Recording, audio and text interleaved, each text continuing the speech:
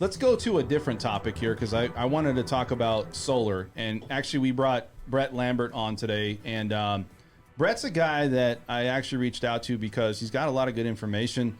And he's kind of getting, you have a lot of connects, right? You were in California recently. Yep. And you're pitching solar and how it the benefits. I'm going to be honest, there's a lot of people that says, is it really worth it or not? Because some people are on the fence. And I know you look at the average energy bill, right? If it's $200 a month, you pay that for 10 years, that's $28,000. Can you really say, like, over a time period that you're really going to save that much money difference versus solar? And really what's involved? So let's kind of go into the solar process. I think a lot of people don't really understand what solar is about, how you get it financed, or really what's involved. Do you own your home here? I own my home. He's Okay. He's going to sell you How one. long have you owned it? 2.5 years. 2.5 years? Mm-hmm. How many square feet, if you don't mind me asking? 2,400. Okay. Do you have a pool? No. Got it. How was the roof? When was it built? Yeah. I think 16, 15, something like that. Perfect. So how much was your last bill with MV Energy? 210. 210. It's Right. like 60, 50 in the winter. Yep, exactly. Because your energy cost is going to quadruple in this market during June, July, August, September, and it will start to mellow out in October, for example. But my point is, let's just say you pay 120 or 150 on average, right? Okay. You times that by 12, I don't know, it's like 1,800, something like that. Right. My point is, what return did you get on that? Would you rather rent your power or own your power? Because if you... Okay, right. But how much is, so you come and install it, right? Yeah. How much does that cost? Nothing out of your pocket. I mean, there's numerous amount of options. So how are you getting the financing to put that in? I have multiple financiers, so I can get people even 0.99% APRs, which you look at. So let's talk about this. So obviously people don't understand the whole process of how it works. Yeah. And they don't understand the benefits. There's 2 million people right now that have solar or been set up for solar across the country. Mm-hmm. There's a lot of people right now that really don't know what's involved. They also don't know what's the return on their investment. They also don't know what the cost is. Like, what is the cost to get started? Is it, 20, 25, 30, 35,000? Is it financed? Do you have to pay for it up front? Like all these things what's involved through that process? It's a great question. So there's a few different ways to actually go solar. So one's going to be a PPA, which stands for a power purchase agreement. All you're doing is agreeing to purchase your power at a cheaper, cleaner kilowatt hour rate. For example, if you looked at your bill and you reverse engineered everything on your charges, you're paying probably about 15 cents per kilowatt hour. Okay. There's going to be companies that can actually come in, install the panels at no upfront cost, no installation fee, nothing out of your pocket, take care of your permit fees, HOA, architectural application fees, and you're just paying, call it 10 cents per kilowatt hour. So that's 33% savings without you doing anything, without it putting a lien on the property. Because it's not a lease. It's different from a lease. Because, for example, say when you lease a car, that affects your debt to income ratio, right? Okay. And that does actually put a lien on your property. So I don't sell leases. I don't believe in them.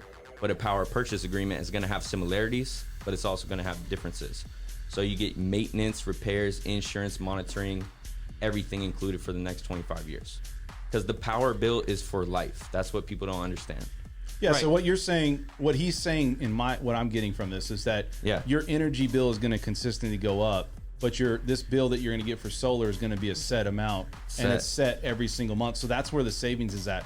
Now, what if people don't stay in their house for 30 years? Yeah. So, for example, that was the question. Say I actually did get you hooked up after this podcast, right? For example, say you sell your house in 5 years from now. Okay. A new homeowner comes in, just like when you bought it 2.5 years ago. Who'd you have to call? You had to call the water company, sewer, trash, gas, electricity. Everything to transfer the public utilities into your name is 100% transferable.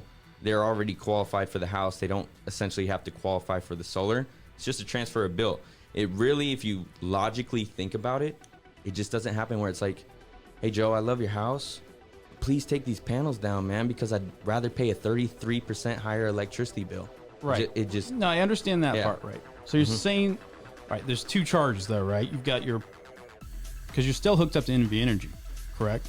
So with that's a good question.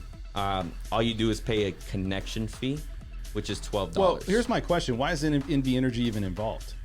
Because Warren Buffett owns them. Yeah, but so he's coming in saying that if you want to hook up solar here, you got to run through us. I thought solar was so you can be independent of the energy bill or the energy company itself. No, it makes sense. Have you guys heard of net metering by chance? No. I have. You have?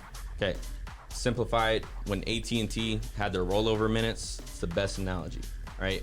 Before all the phone plans went unlimited. So hypothetically That was speaking, like 4 years ago. I think it was like 14. Time just I've had way flies. too many grape juice since then to be able to like, remember that. Yeah. How's that grape juice over there, buddy? No, exactly. Fantastic. But say you produce 40 kilowatt hours and you only use 20 kilowatt hours. Easy math, we got 20 left over. That excess electricity goes back through the grid and you're connected to their grid because you have to be able to sell your electricity. So they'll actually give you a credit back on your utility bill. And the way that we're going to tailor your solar system is for you to utilize those credits when your energy usage quadruples throughout the year in the summertime. Okay, so bottom line, Yeah. simple terms. I pay $200 for July, something like that. Yeah. Right? Next July, if I went solar, what would be my power bill? Estimate. 33% less, so call it about 130. Okay, and then how am I paying for the actual panels over those 20 years or whatever? So it all depends. Like the power purchase agreement, you don't own the panels. It's liability free. If you financed it, for example, there's different terms. You could do a 7-year, 5-year, 12-year, So you guys own the 20-year. panels. On the power purchase agreement, absolutely. Okay, so I'm not paying any loan, anything out of pocket for the panels. I'm just getting a reduction in. You're just paying a cheaper power bill, man.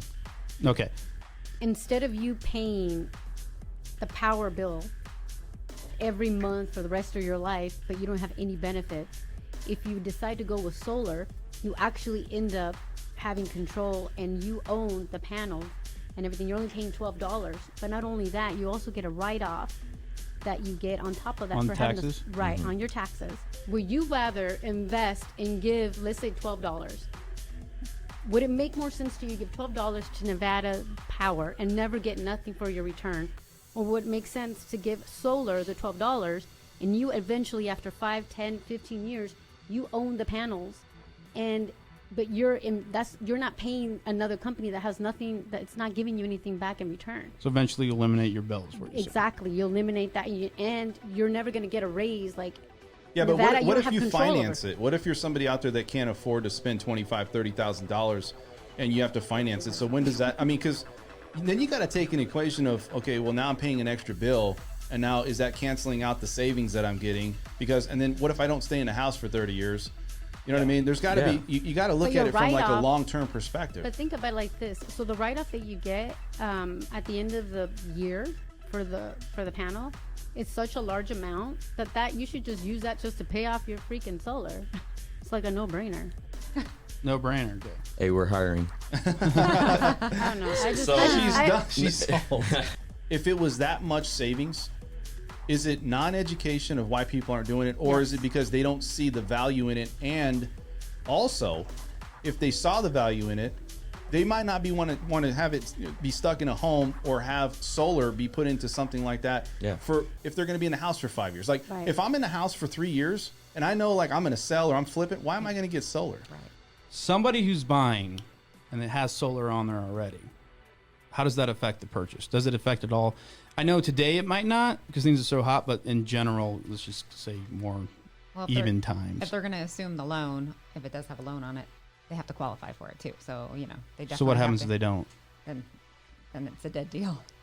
Then it's a dead deal. Yeah, I mean, Then I eat those costs. Either that or you pay it off at closing. Yeah. Okay, but you're saying if I do it with the PP way, that doesn't come into play. Correct. Yeah, so I mean, say you were even going to live in the house for the next 3 years, and say you own the panels, right? There's a huge 26% federal tax credit available right now. That's the biggest tax credit in the history of America. So you're talking about energy, right? Let's kind of, I don't want to kind of go off topic, but you guys obviously see what's going on with Lake Mead, right? Oh, yeah. You see what's going on with the water. I know we had like an inch of rain, so that I think it filled it back up. No, I'm just- No, yeah, okay. I had a client of mine I that can't he even got see the white broke rocks that anymore. stuff. right. Yeah, Oh, this just in. This is a. No, I This just is a desert. it is. I People mean, knew no, that, it is a desert, man. But I think this is real problems. These are things that people really don't think about when they're buying a house and what they're getting into. So, yeah, but how does that affect you buying a house? How many times have, Nikki, have somebody said, "Oh, I want to buy this house, but I'm worried about water drying up"? Never. I think it's more about, do I want to live here? That's the thing. Like, am I scared of there's going to be a drought where my family at one point down the road will not get water? Yeah, but that's not a realistic. But people think that. That's not a realistic fear, and let me tell you. Is it a possibility? Yeah. Yeah. And in fact, the climate changes a lot 400 years and deserts form and all this other stuff. Here's why it's not a realistic concern, because you're not safe from that whether you buy a house here or whether you buy one in Minnesota, because we're one economy and we're one like global. If you have a real water shortage in the Southwest, you're feeling that at any part of the world, no matter if you're here or not. Right. So it's not really like a realistic concern to say like, oh, I'm safe if I go on the east side of the Continental Divide where that's not an issue. I don't think there's anywhere safe. I just think that if I'm going to say, well, I'm transitioning from California or another state, I think one of the things that I will kind of hesitate on is, well, do they have any issues there, right? Is the crime, I mean, there's crime everywhere, but is there things there that potentially could affect my family? And if it's not just me, like if it's just me, dude, I'm moving wherever I want. I don't care. I'm not even gonna think about it. Well, but if it's gonna affect my family, I think that's a different story altogether. And I think that's where people start to say, well, what's going on with Vegas, right? Mm-hmm. What's going on with the water situation? What's going on with, the Uber drivers? What's going on with gas? Shortage. You can make money on. Let me ask you another question. How many times have somebody buying a house, they ask you about crime rates and those sorts of things? I have that. A lot. And how do you respond with that? I send them to the Metro website or Henderson. And do they come back? Do they back off? They No. get concerned about it? No. Okay. There's we're a crime big everywhere. city. Like it's not No, I mean, it's not a crisis. We're not saying it's a crisis position. I'm just saying these are things to think about. I think it's not just housing. It's not just, No, I hear you. You know what I mean? It's I hear outside you. elements that could affect us. It's not like we're just bulletproof and we're shielded from all the things and that could not, that water's always going to be here or everything's at our fingertips. Look, Vegas is great, man. It's got everything you need, everything you want, right? But there is some things to think about, and there is some scarcity out there with certain things. One of them being what's happening with Lake Mead, right? Lake Mead's drying up. Yeah. Yeah. It's been drying up. Yeah. Please subscribe to my channel now. Also, if you want to look at our audio only options, we do have iTunes and SoundCloud.